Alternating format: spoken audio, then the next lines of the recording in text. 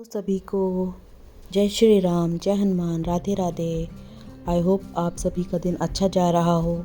आज की ब्लॉग हम स्टार्ट करने जा रहे हैं और ये है सुबह गुड का मॉर्निंग टाइम स्काई, मेरे गुड मॉर्निंग हरी। पेट वहाँ बैठी हुई है वो, देखो। बर्ड्स और ये यहाँ स्काई लो, एंड हरी के हम साथ। करो आके। और जल्दी जल्दी हम दोनों करो। ही आज सुबह सुबह बहुत गुड अच्छे गर्ल। मूड में लो। दिख रही थी, तो मैंने भी इनको खुश रख दिया करने आपके का कुत्ते सोचा कबाब और दिए। इनका फेवरेट आइए धीरे धीरे। घास तोड़ के इसको आँख इनके बंद करेंगे। उसमें पिंजरे में डाल दिया। और अब देखिए स्काई आओ। कैसे बैठ के उसको देख रही है, काफ़ी देर तक उसको ऑब्ज़र्व करेगी। फिर मैंने उसको लालच दिया, अब धीरे धीरे आ रही। ये इसने स्टार्ट कर दिया खाना, और जो कुतर कुतर के खाती है, कुट कुट कुट कुट कुट कुट ऐसे करके आवाज़ आती है जब भी ये ऐसे घास खा रही होती है। इतनी प्यारी लगती है वो आवाज़, और हरी बहुत ही ले लो। प्यारा सा फेस बनाती है जब ये बिल्कुल मासूमियत दिखाती है अपने फेस पे। और बस पीछे से हरी भी आ रही हैं, देख रही हैं, लेकिन वो ये कुछ थोड़ा अपना डरती हैं, अभी अंदर जाएंगे तो ये अलग बाहर मूड आएंगी। दिखा रही हैं, अपना देखिए अलग एटीट्यूड दिखा रही हैं। वो बोल रही हैं जब तक आप जाओगी नहीं तब तक मैं नहीं आऊँगी। तो मैं दूर हो गई और दूर से इनको देखने लगी, और अभी मैं वेट कर रही हूँ कि कब आएंगी, और मुझे पता है ये आएंगी तो ज़रूर। तो जस्ट अब वेट कीजिए और देखिए फिर इनका जो भी एक्शन होता है। फिर ये आएंगी, दोनों दोस्त मिलके खाएंगी। और ये देखिए धीरे धीरे धीरे धीरे, और ये आ गई और ये स्टार्ट कर दिया इन्होंने खाना। और फिर जो कुतर कुतर की आवाज़ आ रही थी, दोनों लोग बहुत ही ज़्यादा एंजॉय करके खा रही थी। और दोनों लोगों की सुबह बहुत अच्छी सी हो बाय गई स्काई, आज। बाय हरी। और अब मैं जाऊंगी, अपना दिन शुरू करूंगी। मैं तैयार हो चुकी हूँ और पूजा के लिए। आज नवरात्रि का 8वां दिन है और महागौरी माता की पूजा होती है। महागौरी नाम ही सुनने में कितना सुंदर लगता है। तो आज मैं अपनी दुर्गा पाठ बुक से 8वें दिन का जो महागौरी माता का पाठ है वो करूँगी, और उसके बाद मैं अपनी पूजा का समापन करूँगी। आज मैं जो रूटीन में अपना मंत्र जाप करती हूँ उस मंत्र का मतलब भी बताऊँगी आगे। ओम ऐं ह्रीं क्लीं चामुंडाय विच्चे। ओम हे ब्रह्मरूपिणी। ऐं हे माँ शक्ति, मुझे ब्रह्म में स्थित कर गति मति निर्मलता शांति और स्थिरता प्रदान कर। ह्रीं हे क्षमा मूर्ति, मुझे मर्यादा में रख, शीलवान विनम्र और विजयी बना। दुख रोग भय और संकटों से मेरी रक्षा कर। क्लीं हे आनंदमयी माँ, मुझे मधुरता प्रेम प्रसन्नता उत्साह भावना सिद्धि संपन्नता तुष्टि और पूर्णता प्रदान कर। चामुंडाई विच्चई परम पराक्रम वारी अजय रौद्र रूपिणी चंडिके प्रसन्न हो जाओ। हे महारानी, हे माँ दुर्गा, तुम्हारी सदा ही जय। उसके बाद मैं अपनी पूजा का समापन श्री हनुमान चालीसा से करती हूँ। उसका जो सही वर्जन बताया था श्री जगत गुरु रामभद्राचार्य ने, वो 4 चौपाइयों को उसी प्रकार से बोल के। तो अब बारी आती है किस्से और कहानियों की। तो इस सेक्शन में हम किस्से और कहानियाँ शेयर करेंगे। कुछ जनरल हैं, कुछ ट्रैवल से रिलेटेड हैं। एंजॉय कीजिए। हेलो सभी को, राधे राधे, जय श्री राम, जय हनुमान बाबा। आई होप आप सभी का दिन अच्छा जा रहा हो, और welcome back to my section of क्या किस्सा एंड कहानियाँ। तो आज हम कुछ कहानियाँ शेयर करेंगे, कुछ ट्रैवल से रिलेटेड होंगी, जो भी मेरी रिसेंट विजिट थी यूके में, एंड कुछ ऐसे ही जनरल आम सी बातें बट खास बातें। तो ये देखिए, ये क्या है मेरे हाथ में, पेपर क्लिप। आप लोगों ने सही समझा। तो आज हम पेपर क्लिप से रिलेटेड कुछ बात करेंगे, probably at the end of this blog. तब तक इसको पकड़ के रखिए। सो मैंने भी पकड़ा हुआ है। तो आज का हमारा जो ब्लॉग है वो कुछ जो भी मैंने वहाँ पे एक्सपीरियंस किया उससे रिलेटेड होगा। मैं कुछ एक्सपीरियंस शेयर करूँगी। तो मौसम जो था वहाँ पे यूके की बात कर रहे हैं। अगर आपने मेरे पिछले ब्लॉग्स देखे होंगे तो आप जानते हैं कि मैं जो कहानियाँ और किस्से शेयर कर रही हूँ वो मेरे recent India to UK visit के बारे में है। और last week I was there and it was a pleasant visit. मौसम ने बहुत साथ दिया। हालांकि मैं अम्ब्रेला कैरी कर रही थी, बट नॉर्मली मौसम ऐसा था कि ड्यूरिंग द कम्यूट बारिश नहीं हो रही थी, तो अम्ब्रेला यूज़ करने की ज़रूरत नहीं पड़ी। और अच्छा मौसम था, हवा चल रही थी, और बोल सकते हैं कि ठंडक थी हवा में, लेकिन इतना भी ठंडा नहीं था कि आपको बहुत ज़्यादा वुलन वगैरह पहनना पड़े। तो रात में लेकिन काफ़ी ठंडा हो जा रहा था। तो मुझे याद है कि पहले जो ऑफिस का जो पहला दिन था वहाँ का, मेरा कुछ इम्पॉर्टेंट वर्कशॉप्स थी। ऑल टुगेदर पूरे दिन ऑफिस में वर्कशॉप्स थी, और पहले ही दिन हम लोगों का कुछ जो था वो टीम बॉन्डिंग एक्टिविटी था।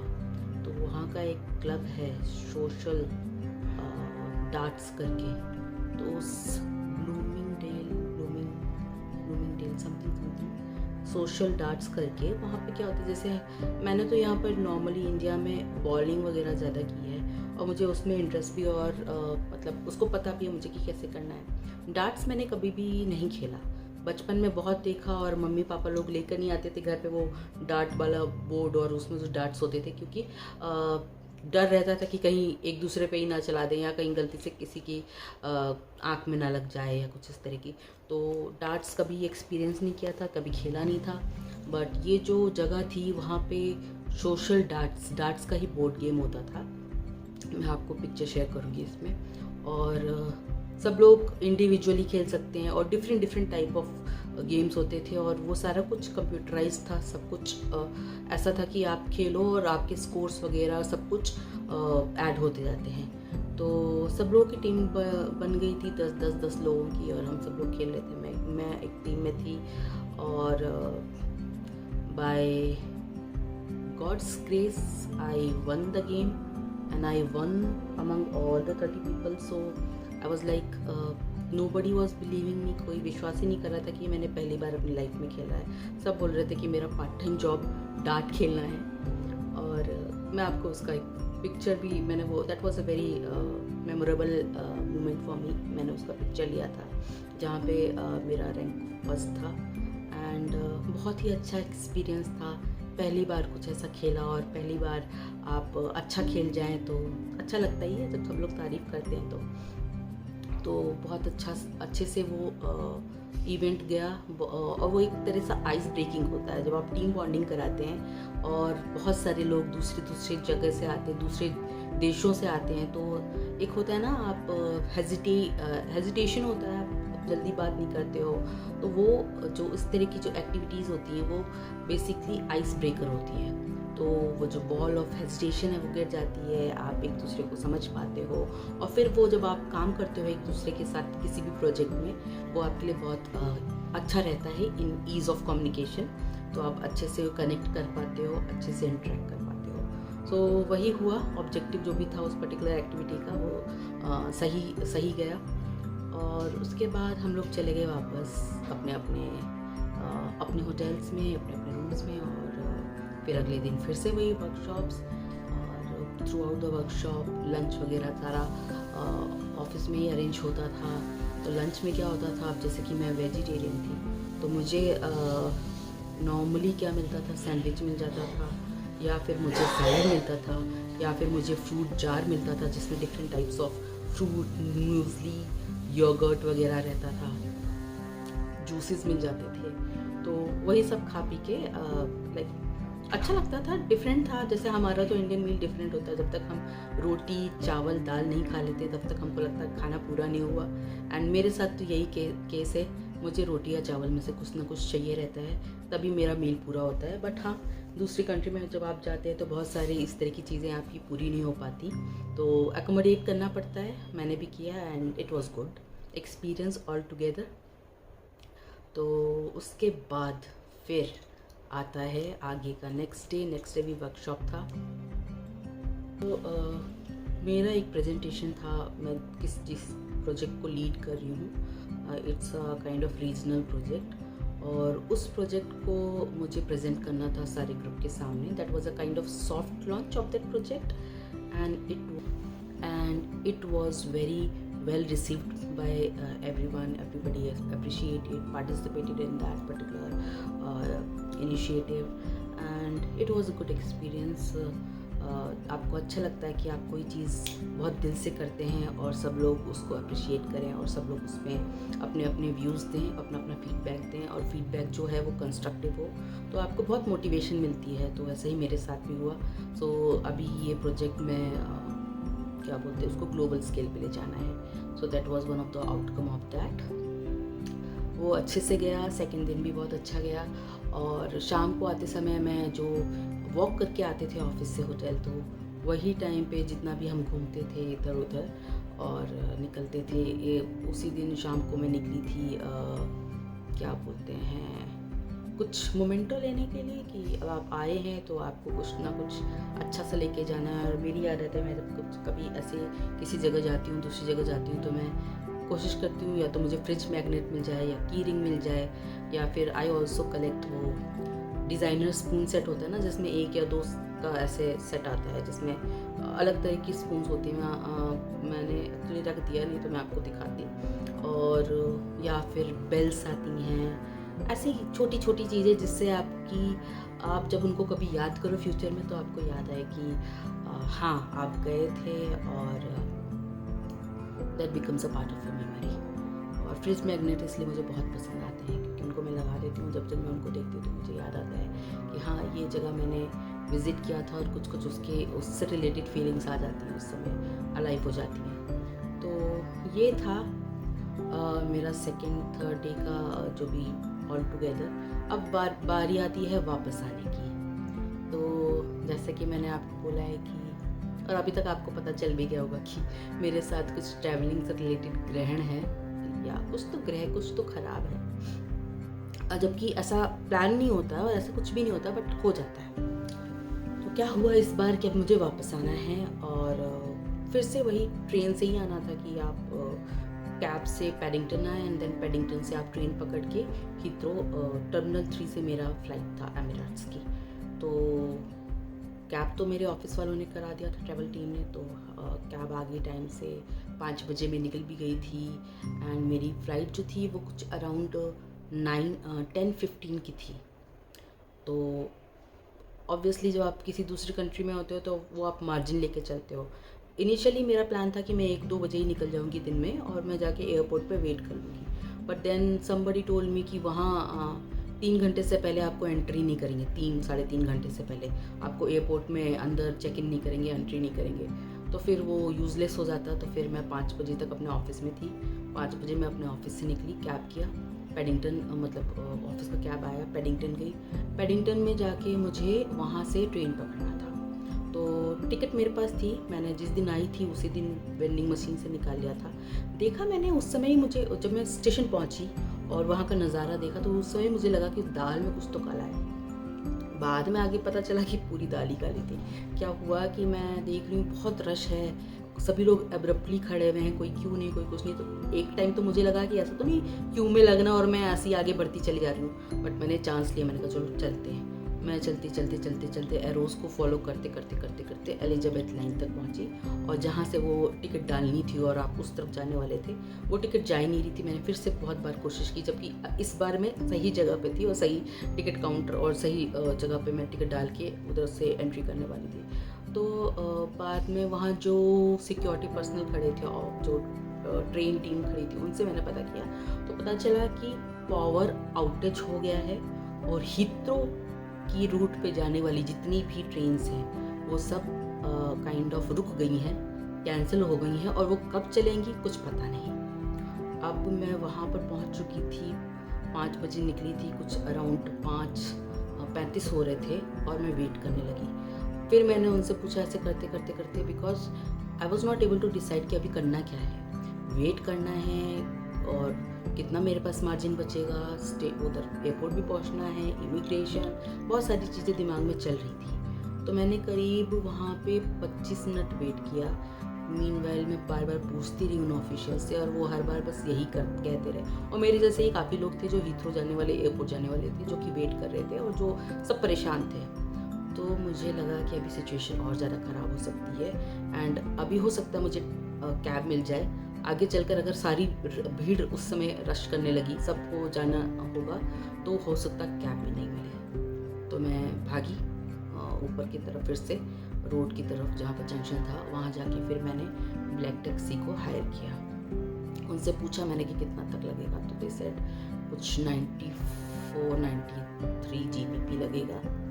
तो जब मैं पहुंची वहाँ पे मैंने कहा मरता क्या ना करता, तो बोर्ड किया और बस भगवान को याद करती रही, हनुमान जी को। और आप यकीन नहीं मानेंगे, एंड इसलिए मुझे बार बार ऐसा लगता है ना कि बाबा मेरे साथ होते हैं, क्योंकि इतना बड़ा कोइंसिडेंस नहीं हो सकता।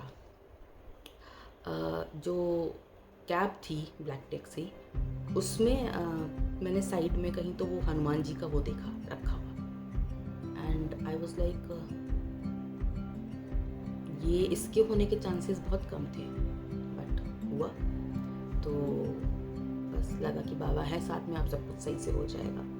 तो मैं निकल गई, पहुंची, करीब लगा 45 to 50 मिनट्स, 60 मिनट। हालांकि distance was not there, 13 to 14 kilometres ही था पैडिंगटन से हीथ्रो, बट पैसा देख लीजिए आप, पैसा कितना ज़्यादा लग गया था। GBP जो आप कन्वर्ट करो तो कुछ 10-11-12 हज़ार तो लग ही गया होगा easily. I am not going to conversion, तो मतलब करेंसी को मैं क्या ही बताऊँ। जब मैं पहुंची तो 90 GBP का बिल बन रहा था, और ड्राइवर ने बोला 6 GBP कुछ एयरपोर्ट के अंदर आने का कुछ टैक्स रहता है, तो फिर मुझे वो 96 GBP उनको देना पड़ा। सो वहाँ पहुँच गई थी टाइम से। मैं गई अंदर। जैसे हमारे यहाँ इंडिया में क्या होता है, कोई सिक्योरिटी वाले खड़े रहेंगे, CISF के लोग, एंड आप प्रॉपर आप या तो आप DG यात्रा से जाओ, या आप ऐसे करके उनको चेक करा के अपना ID कार्ड, अपनी टिकट दिखा के फिर अंदर जाओ। लेकिन वहाँ पर ऐसा कोई सिस्टम नहीं था, कोई नहीं खड़ा हुआ था। तो मैंने भी देखा देखी सबके वही गेट के अंदर घुस गई जहाँ पर लिखा हुआ अमीराट्स, एक जगह लिखा था ब्रिटिश एयरवेज, तो मुझे अमीराट्स वाली जो गेट था उसमें मैं चली गई अंदर। और जब मैं अंदर गई तो एक जगह पर ऑफिशियल खड़े थे अमीराट्स के। उन्होंने पूछा कि you have the boarding pass? I said I have the soft copy of it. तो उन्होंने एक मशीन की तरफ मुझे डायरेक्ट किया कि यहाँ से आप जाके अपना बैगेज टैग भी निकाल लीजिए और आप अपना बोर्डिंग पास भी निकाल लीजिए। अब वहाँ जाके मैं खड़ी हूँ, तो आपको बोर्डिंग पास स्कैन करना होता है। तो मैंने वो बोर्डिंग पास बोल रही, पासपोर्ट स्कैन करना होता है। मैंने पासपोर्ट स्कैन किया और आ ही नहीं रहा था कुछ। तो ऐसे 15-20 मिनट हो गए, तो एक लेडी आई ऑफिशियल वहाँ की, उन्होंने बोला ये, तो फिर उन्होंने बोला you need to wait, I think there is some issue with this flight, they have not updated the data still in the machine, so just wait for another 10 to 15 minutes। तो मेरे पीछे 1-2 लोग थे, तो वो आए, तब तक करने लगे और मैं वहाँ वेट करने लगी। 10-15 मिनट के बाद मैंने फिर चेक किया, तो फिर वो लेडीज़ आई, फिर उसने बोला कि हाँ अभी चेक कीजिए। मैंने फिर से चेक किया, तो फिर वो हो गया। And then when she was helping me, उन्होंने देखा कि मेरी फ़्लाइट कौन सी है, and then she told me, she was basically asking me कि whether you would like to take a flight which is 1 hour prior to this flight, and the reason is my flight is running late and I have a connection flight from Dubai. Probably it will get hampered if I'm about to travel from my original flight. So मुझे लगा, and I was like very sceptical in these matters. तो मुझे नहीं समझ में आता कि क्या करना चाहिए। मैंने कहा नहीं, मेरी ट्रैवल टीम ने यही किया है तो मुझे इशू हो जाएगा, तो मैं इसी से ट्रैवल करूँगी। उसके बाद फिर मैं आगे जब लाइन में क्यू में लगने लगी जाके, जहाँ पे आपको बोर्डिंग ये सारी चीज़ें रहती हैं, आप अपना बैगेज देते हैं वो सारा कुछ, तो उन्होंने उधर फिर एक ऑफिशियल मिल गया। उन्होंने फिर बोला कि ma'am your flight is getting delayed by 2.53 hours and as you are having the connection flight from Dubai, so I suggest you to take this flight and अलग अलग चीज़ें। तो मुझे लगा कि चलो ठीक है, अब इतना हो रहा तो I should not take chance and let me board the flight. So my original flight was EK006 and then this flight is EK004। तो मैंने बोर्ड किया। मतलब मैं गई वहाँ पे, उनसे पूछा, जो वो टिकट वो सारी चीज़ें चेक कर रहे थे। तो मैंने बैगेज टैग ऑलरेडी लगा दिया था, तो वो सारा कुछ निकाल के उनको देना पड़ा, और टिकट्स दिए, पासपोर्ट दिए, तो उन्होंने वो सारी चीज़ें चेंज करके दिया। आई वॉज ओनली एडमेंट कि मुझे आइल सीट चाहिए या विंडो सीट चाहिए, क्योंकि मेरी जो ओरिजिनल फ़्लाइट पे जो सीट थी that was a window seat. तो उन्होंने बोला कि अभी देखते हैं क्या मिलेगा, एकोमोडेट कर रहे हैं, but I can not guarantee कि आपको कौन सी सीट मिलेगी। But finally I got a aisle seat, बहुत पीछे मिली, 86 something I think the number was, but ठीक है, aisle seat was like okay for me. And then second thing was related my Asian vegetarian meal, तो वो भी उन्होंने guarantee नहीं किया कि मिलेगा कि नहीं मिलेगा। तो जब मैं फ़्लाइट बोर्ड कर ली, आइडली इसकी बोर्डिंग टाइम थी 8:20, वो 20 मिनट्स लेट हुआ तो 8:40 पे फ्लाइट आपका मतलब बोर्डिंग का टाइम आया। तो जब मैं बोर्ड कर लिया तो मैंने एयर होस्टेस को अपना रिक्वेस्ट बताया regarding my meal preference, and she told me कि she will support, she will see what can be done. But finally उन्होंने बताया, जब सब कुछ चल गया, फ्लाइट वगैरह टेक ऑफ हो गई थी, एंड उन्होंने बताया कि बहुत लास्ट मिनट ये सारी चीज़ें हुई, तो वेजिटेरियन मील तो नहीं है, but there are snacks which are vegetarian, तो अगर आप चाहो आप स्नैक्स क्लब करके खा सकते हो। मैंने कहा दैट विल बी ओके। तो उन्होंने मुझे वो सारी चीज़ें दी, सपोर्ट किया प्रॉपरली, एंड बस मैंने खाया, अपना टीवी वो क्या बोलते स्क्रीन लगाया ICE का, एंड कुछ मूवीज़ देखी और फिर मैं सो गई। बट अब मज़ा शुरू हुआ। जो लंदन टू दुबई की फ़्लाइट थी, उसमें जो टर्बुलेंस था, वो फ़्लाइट इतनी ज़्यादा हिल रही थी कि मुझे नहीं याद है कि उसमें कुछ भी टाइम ऐसा था जो एकदम स्मूथली चला हो। एंड आई बिलीव यही कुछ रीज़न रहा होगा कि जो मेरी ओरिजिनल फ़्लाइट थी वो भी डिले चल रही थी, और काफ़ी सारी फ़्लाइट्स जो एमिरेट्स की थी उस पर्टिकुलर रूट पे वो डिले चल रही थी। तो बस भगवान ने ही बचा लिया। बहुत ज़्यादा टर्बुलेंस था, दुबई पहुंच गए, और बस दुबई पहुंचने के बाद हनुमान बाबा को थैंक यू बोला कि आपने सही सलामत उतरवा दिया। तो आज के ब्लॉग में इतना ही, अब हम मिलेंगे कल। हाँ, इसके बारे में तो बताना भूल ही गई, इसके बारे में हम कल बात करेंगे, तब तक आप इसको याद रखिए।